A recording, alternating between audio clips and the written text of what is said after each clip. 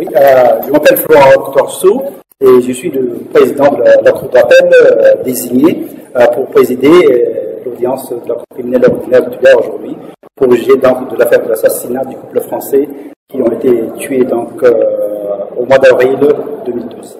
Alors vous avez décidé du renvoi de ce procès. Qu'est-ce qui a motivé cette décision?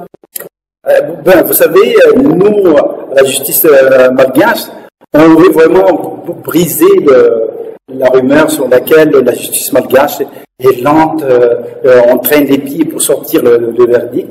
Pour l'audience d'aujourd'hui, la Cour était vraiment, disons, prête à aller de l'avant pour juger donc de cette affaire au fond.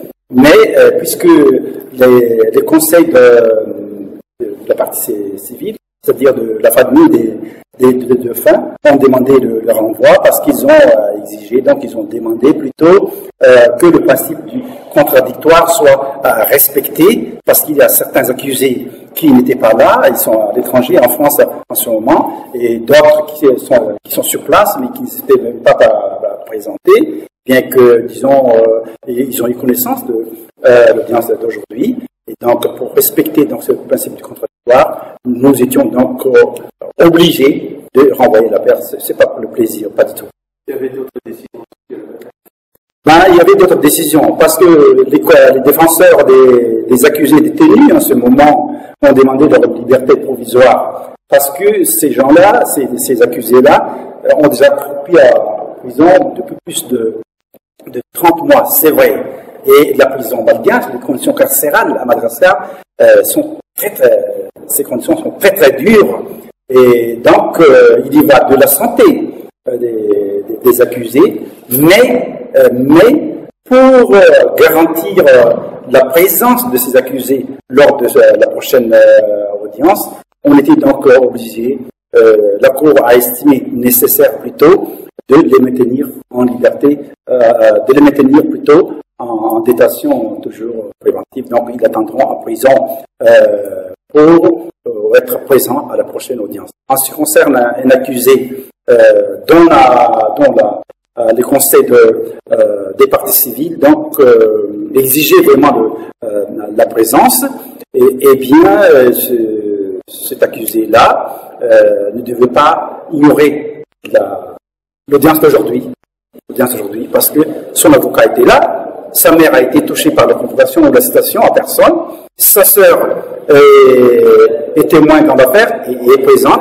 donc la Cour a estimé qu'il faut, pour deux choses, d'abord sanctionner cette mauvaise foi dans une affaire si grave de la part de l'accusé, et deuxième chose, pour assurer donc sa présence effective lors de la prochaine audience pour que l'affaire soit jugée.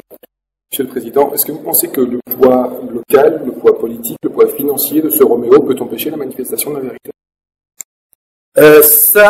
C'est difficile pour moi de reconnaître parce que vous avez dit le pouvoir politique va, disons, museler Roméo, c'est ce que vous voulez dire, empêcher de dire la vérité. Bon, je ne sais pas quel intérêt de l'État. Est-ce que l'État n'est pas impliqué directement selon le dossier que j'ai lu, il y a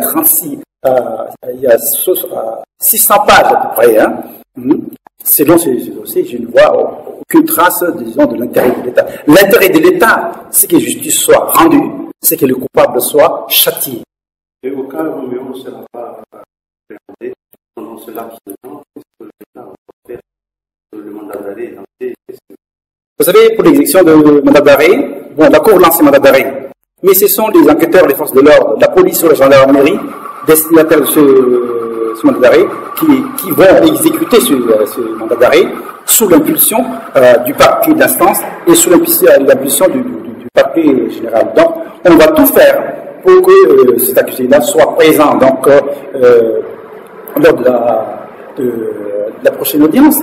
Et si au grand malheur, ça m'étonnerait qu'il ne sera pas là, au grand malheur il ne sera pas encore là, on peut alors juger l'affaire par défaut à son égard. Et là, maintenant, l'audience pour la Cour criminelle de ce mois, et ce sera quand normalement? Eh bien, le calendrier n'est pas encore fixé, hein, parce que là, nous sommes en fin d'année, le dernier mois maintenant. Donc, il y a le premier président de la Cour d'appel et le procureur général de la Cour d'appel vont fixer. le calendrier d'audience pour l'année prochaine. Mais moi, je pense qu'on va essayer donc de mettre l'audience pour cette affaire ici le plus tôt possible pour l'année prochaine. Merci, Monsieur le Président. Vous savez, le travail du parquet général, ou le parquet en général, que ce soit le parquet d'instance ou le parquet général à la cour d'appel, eh bien, ces professionnels-là sont les maîtres de la poursuite. Donc, ils ont toujours intérêt à ce que l'affaire soit jugée. C'est tout à fait normal. Et ce n'est pas leur désir propre, c'est le code qui l'impose.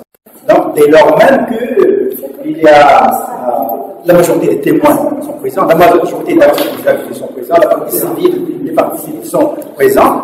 Moi, je pense donc qu'il est le droit du ministère public de réclamer donc la retenue de l'affaire. Mais n'oubliez pas que M. le procureur a donné aussi une alternative. Il a bien dit qu'au cas où on renvoie l'affaire pour respecter les principes du contradictoire, nous, au parquet général, réclamons donc que soit décerné un mandat d'arrêt contre les détenus de Gaza.